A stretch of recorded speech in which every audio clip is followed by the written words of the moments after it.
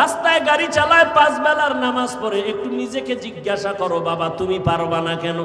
তোমার মতো যুবক সন্তান ময়দানে কৃষি কাজ করে, সময় মতো নামাজ পড়ে, তুমি কেন পারবা না?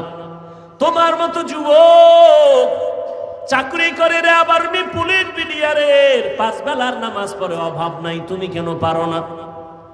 আসলে আমার আল্লাহর ভয় নাই। যদিও তুমি মনে মনে বলো আল্লাহকে ভয় করি, আসলে বুঝই না আল্লাহর ভয় কি জিনিস। আল্লাহর ভয় হলো বান্দা কখনো আল্লাহর বিরুদ্ধে যাবে না। আল্লাহকে যে ভয় করে সে কখনো গুনাহ করে না।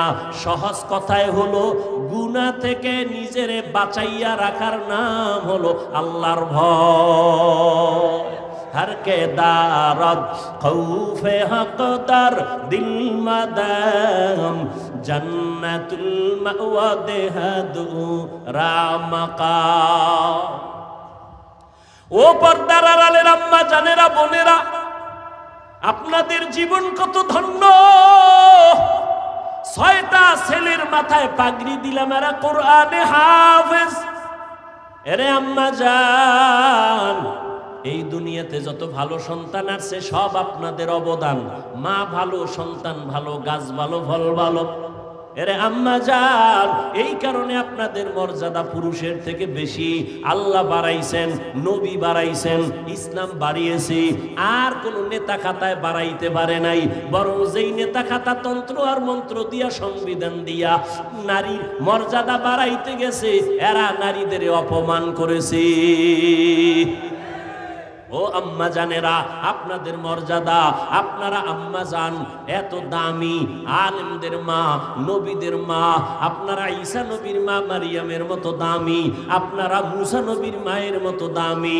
ও পর্দার আড়ালের আম্মা জানেরা, আপনারা ফেরাউনের বিবি আসিয়ার মতো দামি। যেই ফেরাউন নিজেরে খোদা দাবি করলো আর তার স্ত্রী আসিয়া এমন আল্লাহর বান্দি হইয়া গেল, নবী বলেন কিয়ামতে জান্নাতে আসিয়ার সাথে আমার বিয়া হয়ে যাবে।